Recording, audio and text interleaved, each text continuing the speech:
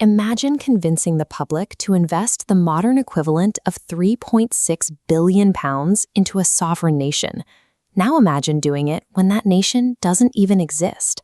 To understand how this happened, we have to look at the London financial markets of the 1820s. The Napoleonic Wars were finally over, and Britain was experiencing a massive influx of cash. But with peace came a problem. Domestic investments were offering frustratingly low returns. Investors started looking overseas.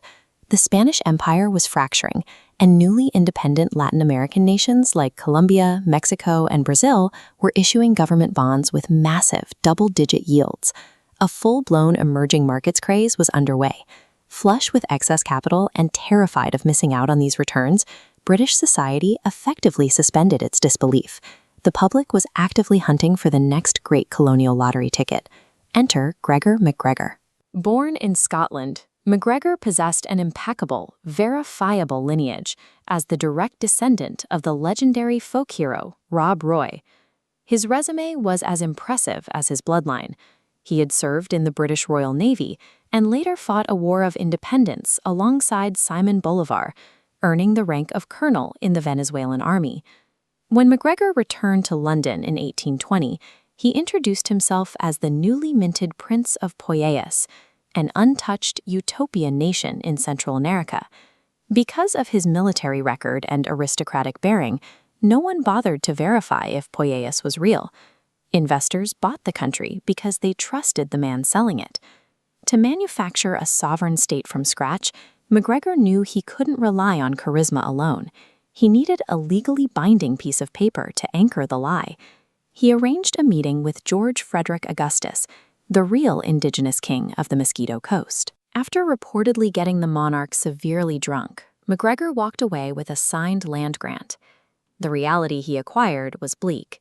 This territory in modern-day Honduras was a tiny sliver of land with 4 rotting huts, swallowed by untamed wilderness. With that single signature, MacGregor had what he needed, a legal claim he could present to London's biggest banks as proof of a sovereign state. With the paper in hand, MacGregor began building the lore. A highly detailed 350-page guidebook soon appeared in British shops, chronicling the history of Poyais dating back to the 1730s. The book described an absolute paradise. It promised a temperate climate, a friendly native population, and soil so rich with gold it was practically begging for British settlers to harvest it. The author listed on the cover was a Captain Thomas Strangways. Strangways didn't exist. It was simply MacGregor writing under a pseudonym. The book gave the British public a physical reference point for a place that didn't exist, turning a lethal wilderness into a credible investment opportunity on paper.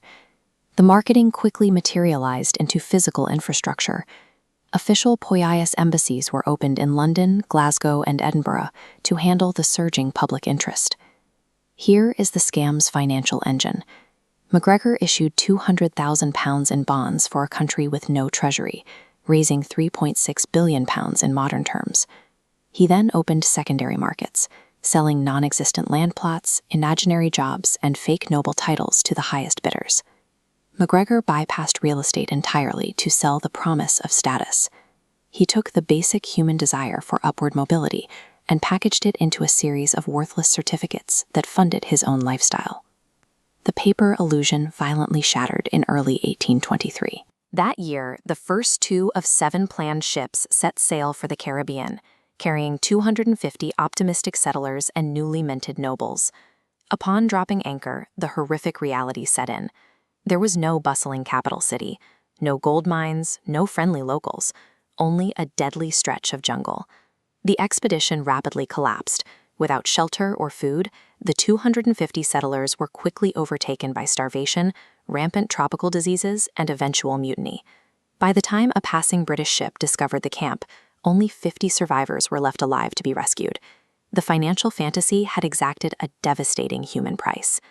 As the British Navy intercepted the 5 remaining ships halfway across the Atlantic, MacGregor had already fled to France with the money, fully intending to run the exact same scam on a new population.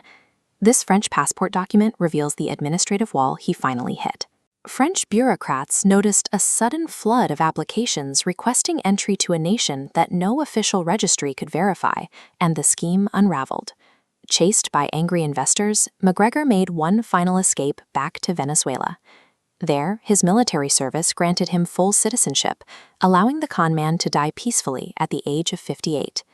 In less than 3 years, McGregor extracted billions from a global superpower without ever laying a single brick.